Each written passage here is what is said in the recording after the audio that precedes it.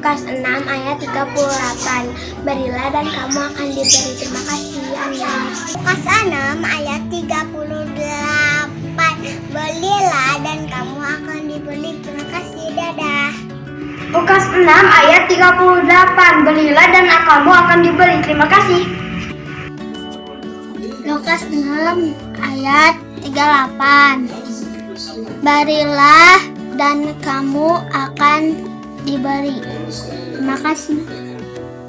Yesaya 53 ayat 4. Tetapi sesungguhnya penyakit kitalah yang ditanggungnya dan kesengsaraan kitalah yang dipikulnya. Padahal kita mengira dia kena tulah, dipukul dan ditindas Allah. Amin.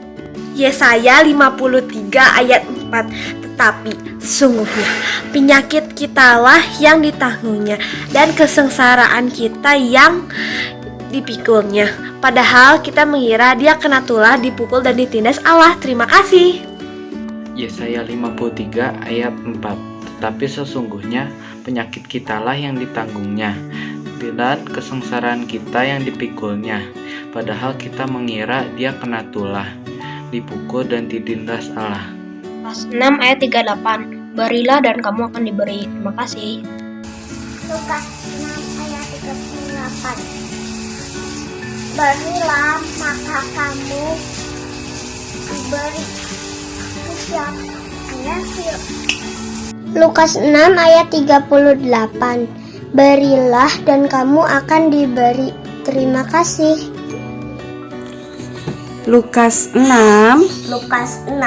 ayat ayat 38. 38. Berilah Dan kamu akan diberi. kamu akan diberi. Terima kasih. Lukas 6 ayat 38. Belilah dan kamu akan diberi. Dadah. Terima kasih. Amin. Ya. Lukas Lukas 6 6 ayat ayat 38. 38. Berilah Belilah dan kamu dan kamu akan akan diberi. diberi. Amin. Amin.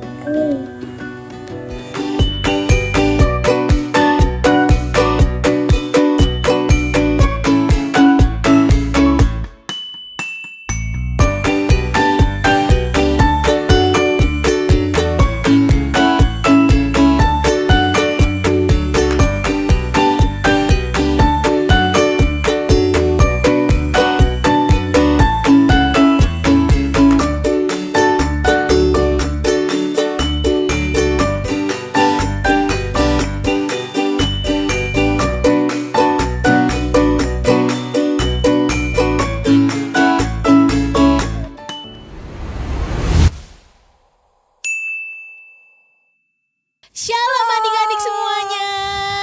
Apa kabarnya nih semuanya? Sungguh amat baik. Wah. Iya dong. Syukurlah ya kalau sungguh amat baik semuanya ya. Nah sekarang kita mau semangat, kita mau berdiri bersama-sama, kita mau memuji Tuhan, kita mau nyanyiin lagu. Nah, ada yang mau tebak? Ayo kita nyanyiin. Oh iya, oke. Musik. Semuanya tepuk tangan yuk.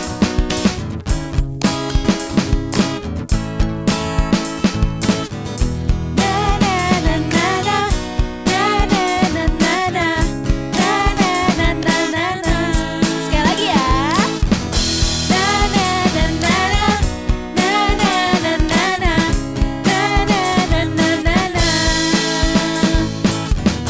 Haleluya, ku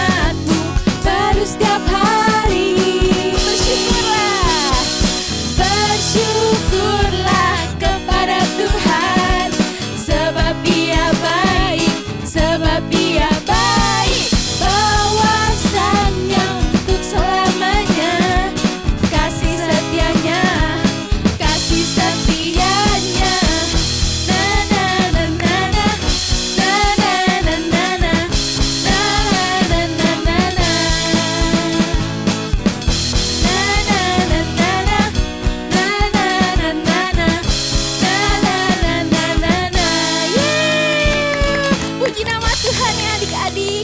Nah sekarang kita udah capek nih, lumayan capek ya Kak Sarah ya. Iya, Kita lumayan. udah memuji Tuhan. Dan sekarang kita mau siapin hati kita mau serius sama Tuhan, kita mau bersyukur sama Tuhan. Karena dia ada untuk kita. Kita mau nyanyiin lagu Terima Kasih Tuhan. Yuk adik-adik yuk, sama-sama kita mau nyanyiin pujian ini dengan lebih sungguh, dengan sungguh-sungguh.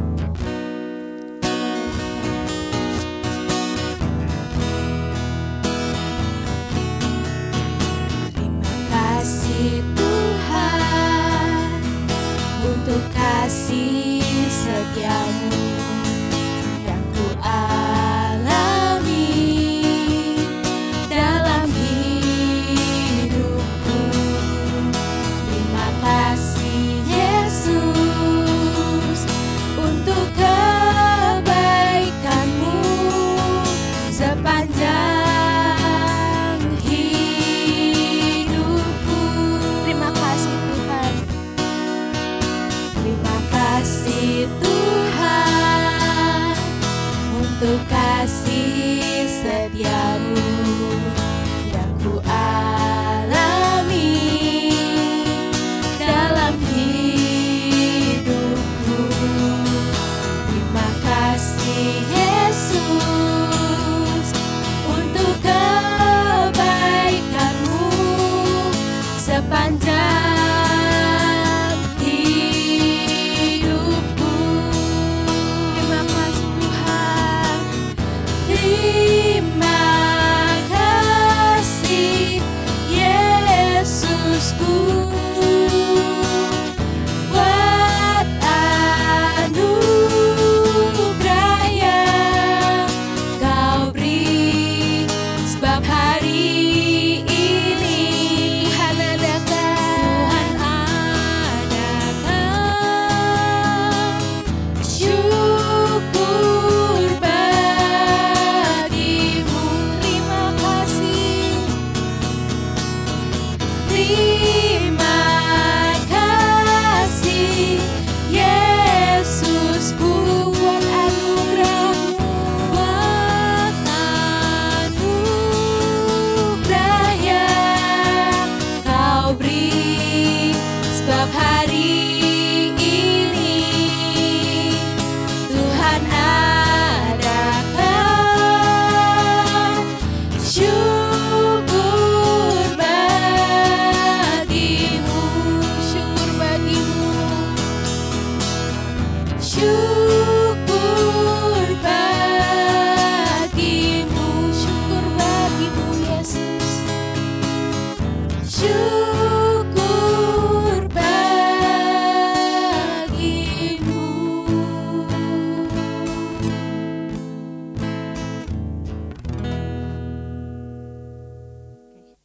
Shalom, selamat pagi adik-adik. Hari ini kita mau sama-sama mendengarkan firman Tuhan. Siapa yang sudah siap mendengarkan firman Tuhan? Ayo angkat tangannya. Oh, semua angkat tangan dong. Semua udah siap mendengarkan firman Tuhan ya. Oke, sebelum kita mendengarkan firman Tuhan, kita berdoa dulu yuk. Kita lipat tangannya, kita tutup matanya. Mari kita berdoa. Tuhan Yesus, terima kasih untuk pagi hari ini kami bisa berkumpul bersama keluarga kami Tuhan untuk sama-sama menikmati hadirat-Mu, untuk sama-sama mendengarkan firman-Mu. Sebentar kita mau mendengarkan firman Tuhan, Tuhan Yesus yang tolong bukakan telinga dan hati kami supaya kami bisa mengerti apa yang mau Engkau katakan kepada kami pada hari ini. Terima kasih ya Tuhan, dalam nama Tuhan Yesus kami berdoa dan mengucap syukur, haleluya, amin. Nah adik-adik, hari ini kakak masih mau cerita tentang Elia. Ada yang masih ingat gak ya cerita tentang minggu lalu? Elia cerita tentang apa ya? Yang cerita minggu lalu tuh kalau gak salah Kak Dev cerita tentang apa? Ada yang bisa jawab gak? Coba aku tunggu dulu deh, siapa yang mau mikir dulu, ingat-ingat dulu. Ada yang bisa jawab? Kakak bantu jawab aja ya. Nah adik-adik, minggu lalu Kak Dev tuh cerita tentang bagaimana Elia tidak punya makanan, dia udah kelaparan dan akhirnya Tuhan memelihara dia lewat seorang janda dan seorang anak kecil. Janda itu memberikan seluruh persediaan makanannya untuk memberi makan Elia. Tapi Tuhan memelihara janda itu dan anaknya sampai akhir karena si tepung dan minyak tidak habis-habis. Jadi mereka masih bisa tetap makan. Begitu juga dengan Elia.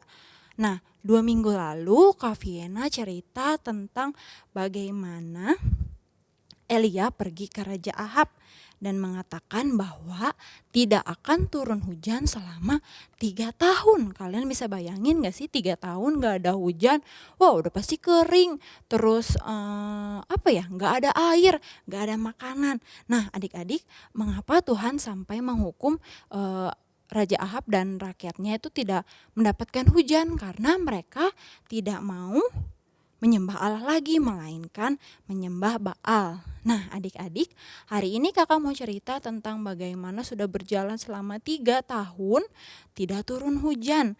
Cerita hari ini judulnya yaitu Api Turun dari Langit.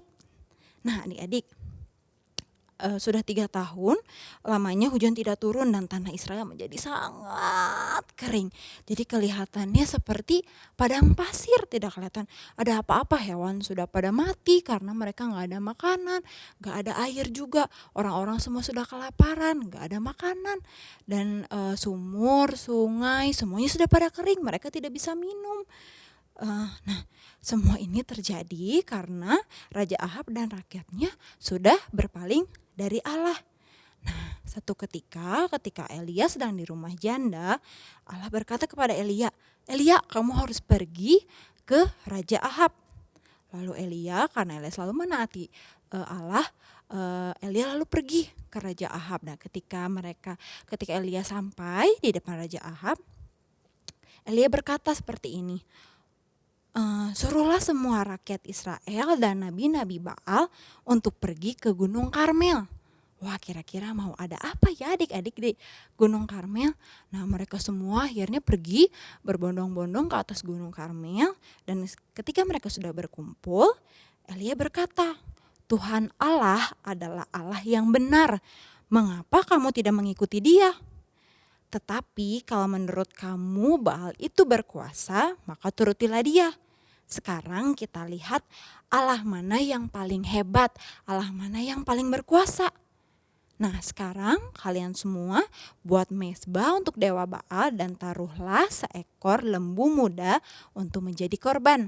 Dan taruhlah kayu di atas mezbah itu, tapi jangan diberi api. Aku juga akan membuat mezbah yang sama. Biarlah para nabi Baal berseru kepada dewa mereka dan aku akan berseru kepada Allahku. Kita akan lihat siapa yang akan mengirim api dari atas langit ke mezbah ini, berarti itu adalah Allah yang benar. Gimana menurut kalian? Kata Elia. Lalu orang-orang itu berpikir, semua orang menjawab, "Oke lah, baik." Itu adalah cara yang paling tepat untuk membuktikan Allah mana yang paling hebat, Allah mana yang paling berkuasa. Lalu 450 nabi Baal itu mulai membangun mezbah. Mereka menaruh lembu muda di atas mezbahnya tetapi tidak menyalakan api seperti perintah Elia. Dan mulailah mereka berseru kepada Baal, "Oh Baal, dengarlah kami. Oh Baal, dengarlah kami." Mereka berteriak-teriak. Kira-kira menurut kalian apa yang bakal terjadi ketika mereka teriak-teriak seperti ini? Ada yang tahu nggak jawabannya? Aku kasih tahu jawabannya ya. Nah, adik-adik, ternyata ketika mereka berteriak-teriak tidak terjadi apa-apa. Karena mereka tahu belum terjadi apa-apa, mereka mulai berteriak dari pagi sampai siang hari. Bahkan mereka melompat-lompat di sekeliling mezbah itu. Sampai siang hari belum terjadi apa-apa. Lalu Elia melihat mereka dan menertawakan mereka. "Ayo berteriak lagi lebih keras. Sepertinya dewa Baal kalian itu sedang tidur." Aduh, kalian ini gimana sih? Belum ada apa-apa ini. Ayo teriak lebih keras. Atau jangan-jangan dewa Baal kalian sedang jalan-jalan. Atau mungkin sedang ngobrol. Aduh, ya ampun, kalian ini gimana sih? Lalu Elia tuh menertawakan mereka. Karena belum terjadi apa-apa adik-adik. Lalu kalian tahu apa yang terjadi selanjutnya? Kemudian para nabi berteriak lebih keras lagi. "Oh Baal, dengarlah kami. Baal, sambil melukai tangannya dengan pisau. Mereka berharap supaya Baal mendengar mereka dan mengirimkan api ke atas mezbah mereka. Lalu setelah ditunggu oleh Elia, ini kan kayaknya gak akan terjadi apa-apa, mereka gak percaya sama aku. Lalu Elia maju ke depan dan menyuruh orang-orang untuk mendekat. Lalu Elia mengambil 12 batu besar untuk dijadikan mezbah. Dan dibuatnya mezbah itu, lalu digalinya sekeliling mezbah dan dibuatnya parit. Lalu Elia menaruh lembu muda di atasnya dan menyusun menyusun kayu-kayu, tapi dia tidak menyalakan apinya. Malahan dia menyuruh orang-orang untuk mengambil 4 wadah air penuh dan menyiramkannya ke atas mezbah. Adik-adik, kira-kira gimana ya? Kok Elia aneh malah suruh orang-orang menyiram mezbah itu dengan air? Kan kalian pasti tahu dong kalau sesuatu permukaan yang basah mau dikasih api pasti gak akan mungkin terbakar. Betul ya? Malahan kalau ada api harusnya dimatikannya dengan air. Ini malah kebalikannya. Gimana ya ini Elia? Tapi kita dengar selanjutnya ya adik-adik. Lalu Elia meminta orang-orang itu menyiram mezbah sampai 12 wadah penuh air. Sampai benar-benar basah dan parit itu penuh dengan air. Lalu orang-orang ini juga bingung. Dia juga berpikir sama seperti kita. Kenapa ya Elia ini kok aneh malah suruh mezbah itu dibasahin. Kan gak bisa dibakar ya, gak bisa ada apinya. Lalu mereka berpikir seperti ini. Sepertinya Elia sudah gila. Kalau korban itu basah semua, bagaimana api dapat membakar korbannya? Tapi sudahlah, biarin kita turutin saja apa mau Elia. Tetapi setelah orang-orang berkata seperti itu, Elia berdoa dengan sungguh kepada Tuhan. Ya Tuhan, pada hari ini juga nyatakanlah bahwa Engkau adalah Allah dan akulah hamba-Mu. Tunjukkanlah kepada mereka semua bahwa Engkau adalah Allah yang benar. Adik-adik, menurut kalian setelah Elia berdoa dengan sungguh, apa yang akan terjadi? Ada yang mau jawab nggak? Apa yang terjadi ya ketika Elia sudah berdoa dengan sungguh-sungguh? Ya, lalu api turun dari surga dan membakar habis semua yang ada di atas mezbah. Korban, kayu, batu dan air yang ada di dalam parit semuanya habis oleh api yang dikirim oleh Allah dari surga. Hanya Allah yang punya kuasa sebesar itu adik-adik. Nah, adik-adik, ketika orang-orang melihat itu, ada api dari langit. Tuhanlah Allah, Tuhanlah Allah. Mereka lalu teriak-teriak, Tuhanlah Allah, Tuhanlah Allah. Lalu Elia memberitahu kepada Raja Ahab bahwa hujan akan turun pada hari ini. Elia pergi ke puncak Gunung Karmel dan berdoa kepada Allah, memohon kepada Allah untuk menurunkan hujan. Lalu Elia berkata kepada hambanya, "Hai, coba kamu lihat di sebelah sana, lihat ke arah laut, apakah ada tanda-tanda hujan akan turun?" Lalu hamba itu pergi melihat dan akhirnya dia kembali lagi kepada Elia dan berkata, "Matahari bersinar cerah, langit biru dan tidak ada awan. Sepertinya tidak akan ada hujan." Sekali lagi Elia berdoa kepada Tuhan dengan sungguh, memohon kepada Tuhan, "Tuhan tolong supaya ada hujan turun hari ini." Lalu ternyata jawabannya masih sama. Tuhan belum memberi jawaban, belum ada tanda-tanda untuk turun hujan. Sampai akhirnya Elia berdoa sampai 7 kali dengan sungguh-sungguh. Berdoa kepada Tuhan agar Tuhan menurunkan hujan. Lalu Elia menyuruh lagi hambanya, "Coba kamu lihat lagi di sebelah sana ke arah laut." Lalu hambanya pergi ke arah laut dan dia lihat, "Oh iya, aku lihat ada awan sebesar telapak tangan orang." "Pergilah kepada Raja Ahab," kata Elia, "dan kasih tahu dia kalau dia harus segera menaiki keretanya karena hujan akan turun sebentar lagi dan akan turun sangat lebat dan sangat deras sekali." Lalu tidak berapa lama angin bertiup dengan kencang. Wus, wus, wus. Oh, besar sekali anginnya. Lalu angin ditutupi oleh awan hitam dan guntur menderu-deru. Tidak lama hujan turun dengan sangat besar, dengan sangat deras. Lalu Ahab melarikan keretanya dengan cepat sekali. Tetapi Elia dapat mendahuluinya karena Elia ditolong oleh Tuhan. Lalu ketika Ratu Isabel mendengar hal ini, istri dari Raja Ahab mendengar tentang hal ini, dia sangat marah. Elia ini benar-benar ya, dia membuat aku marah sekali.